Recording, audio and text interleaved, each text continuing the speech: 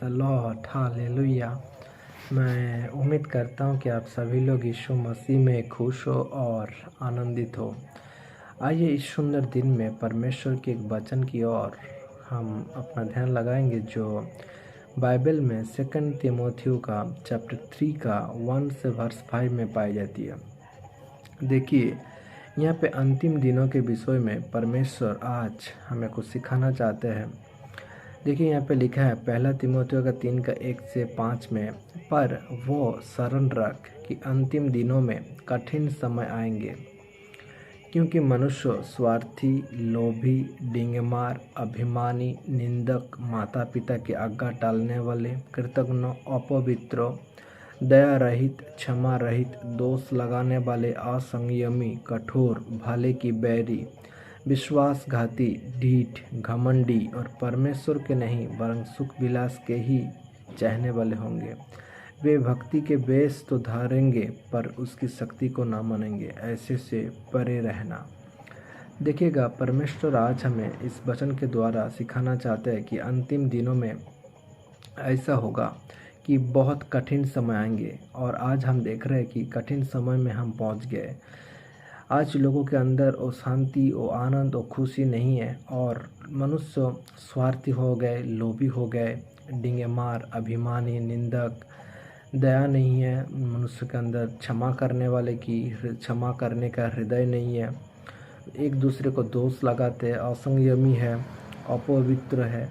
तो आज हम बाइबल में वो सारी घटनाओं जो बहुत साल पहले लिखा गया था उसको हम पूरे होते हुए देख रहे हैं कि अंतिम दिनों में जब प्रभु यीशु मसीह कहा था, जब वो दुनिया में थे, कि जब पृथ्वी का ध्वंस होगा, पृथ्वी का नाश होगा, उससे पहले ऐसी स्थिति आएगी कि लोगों के अंदर प्रेम नहीं रहेगा, लोगों के अंदर क्षमा करने का हृदय नहीं रहेगा, लोग लोभी, पियक्कड़ हो जाएंगे, लोग व्यभिचारी हो जाएंगे, लोग माता पिता का आज्ञा टालने वाले हो जाएंगे। और आज हम बाइबल के हर एक वचन पूरे होते हुए देख रहे हैं। तो आइए इस वचन के द्वारा हम शिक्षा को ग्रहण करें जो हमारे उन्नति के लिए होगी, जो प्रभु चाहते कि ऐसे हम ना बने परंतु परमेश्वर की दिखाए हुआ मार्ग पे चले। परमेश्वर का प्रेम, परमेश्वर का शांति, परमेश्वर का आनंद, परमेश्वर का स्वभाव हमारे अंदर हो, ताकि लोग हमारे द्वारा यीशु मसीह को देख पाए, यीशु मसीह को अपने जीवन में उद्धारकर्ता करके समझे और अपने जीवन को परमेश्वर की इच्छा के अनुसार पवित्रताई के साथ जीवन को जिए। आइए और हम लोग इफिसियों का चैप्टर में भी पढ़ते हैं। अगर इफिसियों में देखेंगे, इफिसियों का 5 में देखिए लिखा गया कि क्योंकि तुम वो जानते हो कि मनुष्य व्यभिचारी, अशुद्ध जन या लोभी मनुष्य को जो मूर्ति पूजक के बराबर है, मसीह और परमेश्वर के राज्यों में मिरास नहीं। जो लोग देखिए कि यहाँ पे लिखा है कि किसी व्यभिचारी को, जो पाप में, जो एडल्टर में फंसे हुए, जो अशुद्ध कामों में फंसे हुए, जो लोभी है, जो मूर्ति पूजक के बराबर है, वो लोग मसीह और परमेश्वर के राज्य में प्रवेश नहीं कर पाएंगे। तो परमेश्वर के अगर राज्य में हमें प्रवेश करना है, अगर परमेश्वर की आशीष को हमें पाना है, अगर हम स्वर्ग में पहुंचना चाहेंगे, तो हमें इन सारी बुरे आदतों को, इस सारी बुरे स्वभावों को छोड़ के परमेश्वर के दिखाए हुआ मार्ग में चलना होगा।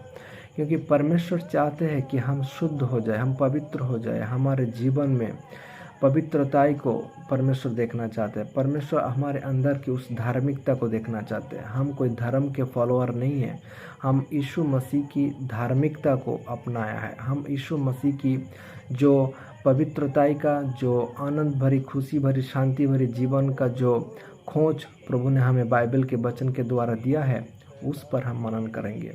इसलिए देखिए यहाँ पे लिखा है कि व्यभिचारी लोग या शुद्ध जन या लोभी मनुष्य या जो मूर्ति पूजक के बराबर है, वो लोग मसीह और परमेश्वर के राज्य में प्रवेश नहीं कर सकते। इसलिए देखिए, और एक जगह में अगर आप कोरिन्थियों का चैप्टर में पढ़ेंगे, 1 कोरिन्थियों का 6 का 9 से 11 में देखिए यहाँ पे लिखा है कि क्या तुम नहीं जानते कि अन्यायी लोग परमेश्वर के राज्यों में मिरास नहीं। बहुत बार हम देखते हैं कि बहुत लोग कहते हैं कि हम परमेश्वर को मानते हैं, हम ईश्वर को मानते हैं, उसकी पूजा करते हैं, उसकी आराधना करते हैं, वो लोग बहुत प्रकार की भक्ति को दिखाते हैं, परंतु परमेश्वर देखिए यहाँ पे लिखा गया है वचन के द्वारा कि परमेश्वर अन्यायी लोगों को पसंद नहीं करते। अन्यायी लोग जो अन्याय का काम करते, जो गलत काम करते, जो परमेश्वर के विरुद्ध काम करते हैं, वो लोग परमेश्वर के राज्यों में प्रवेश नहीं कर सकते। इसलिए देखिए पहला कोरिन्थियों 6:9 में लिखा है, 6:9 में देखिए, फर्स्ट कोरिन्थियंस, धोखा ना खाओ। प्रभु चाहते हैं कि हम धोखे में ना रहे। और यहाँ पे देखिए लिखा है कि तुम धोखा ना खाओ, ना बेस्वागामी, ना मूर्ति पूजक, ना परस्त्रीगामी, न लुच्चे, ना पुरुषगामी, ना चोर, ना लोभी, ना पियक्कड़, ना गाली देने वाले, ना अंधेर करने वाले परमेश्वर के राज्यों में वारिस नहीं होंगे।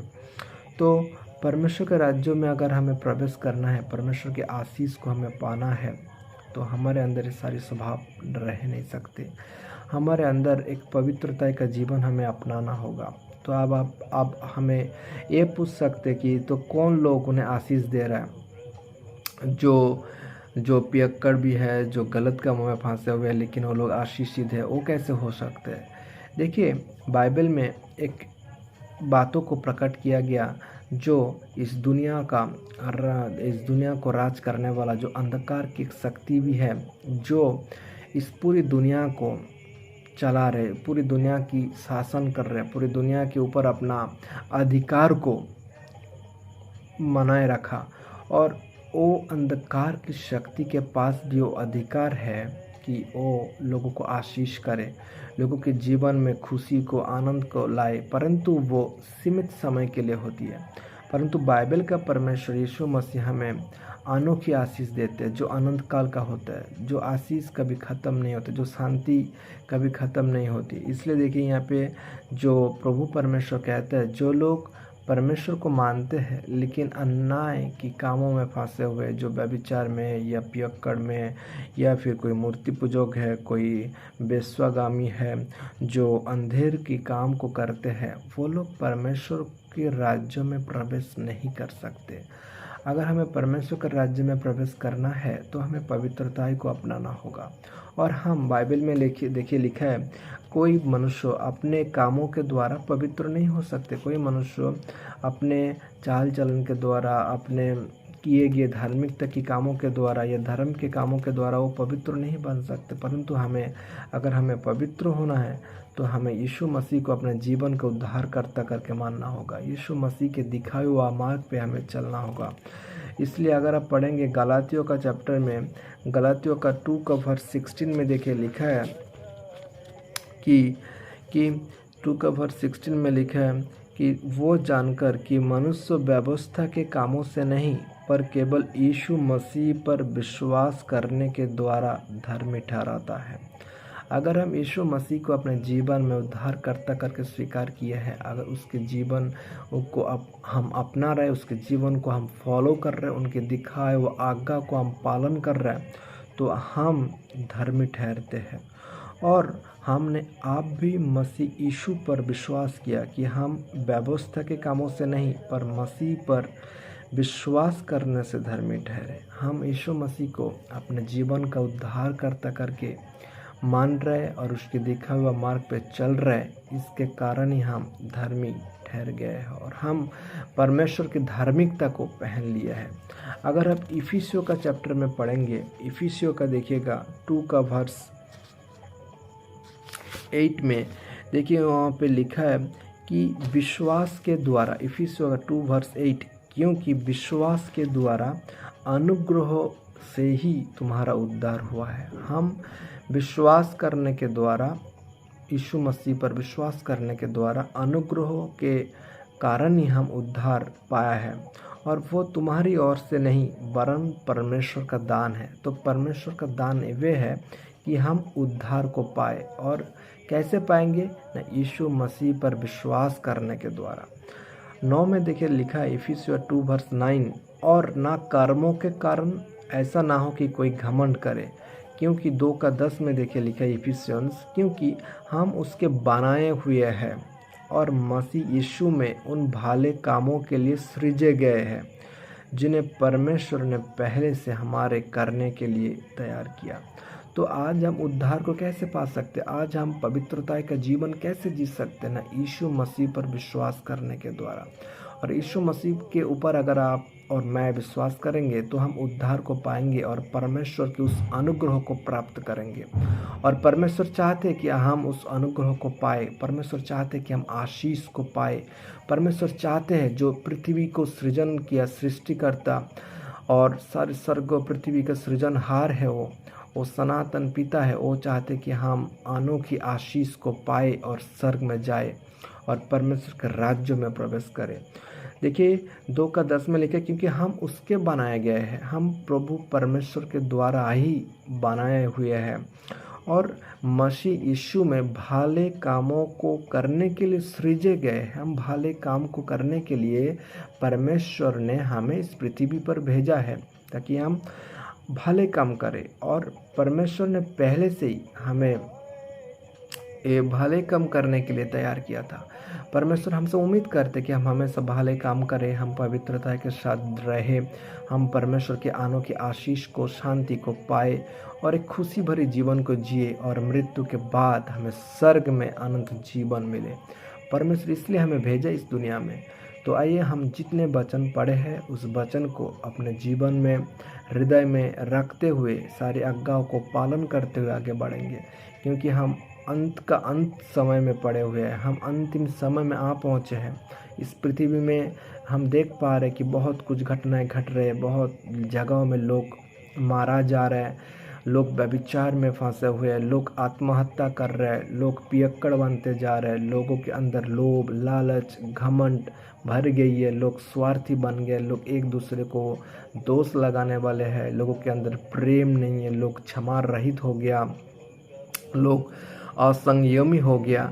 तो परमेश्वर चाहते हैं कि इस अंतिम समय में जो लोग यीशु मसीह पर विश्वास करते हैं वो अपना अपना जीवन को शुद्ध रखे, अपना अपना जीवन को पवित्र रखे और परमेश्वर की अनोखी आशीष उन पर होगा। परमेश्वर की स्वर्गदूत आपको और मुझे सही रीति से घिर के रखेंगे, हमारी रक्षा करेंगे। आइए हम इस सारे वचनों के लिए प्रार्थना करेंगे ताकि परमेश्वर आप सभी को आशीष करे और आप पवित्रता का जीवन को जी सके। Hallelujah, thank you Lord. मैं प्रार्थना करता हूँ प्रभु इस सुंदर वचन के लिए जो आपने मेरे द्वारा लोगों तक पहुँचाया। प्रभु हमें सारे पापों से, सारे अधर्मों से हमें क्षमा कीजिए। प्रभु यीशु, आप अपने पवित्र लहू के द्वारा हमें धो दीजिए, शुद्ध कीजिए पिता।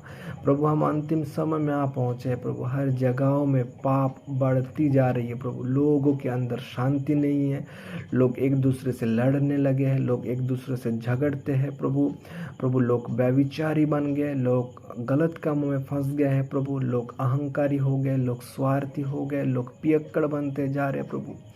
लॉर्ड इन सारी बातों से प्रभु परमेश्वर, इन सारी गंदगी से, इस सारी गलत कामों से प्रभु यीशु, आप अपने लोगों को जो आप पर विश्वास करते प्रभु उन पर आप अनुग्रह कीजिए पिता, ताकि वो लोग उद्धार को पाए प्रभु और भले कामों में वो लोग स्थिर रहे प्रभु परमेश्वर। ऐसे दया, ऐसे अनुग्रह कीजिए पिता।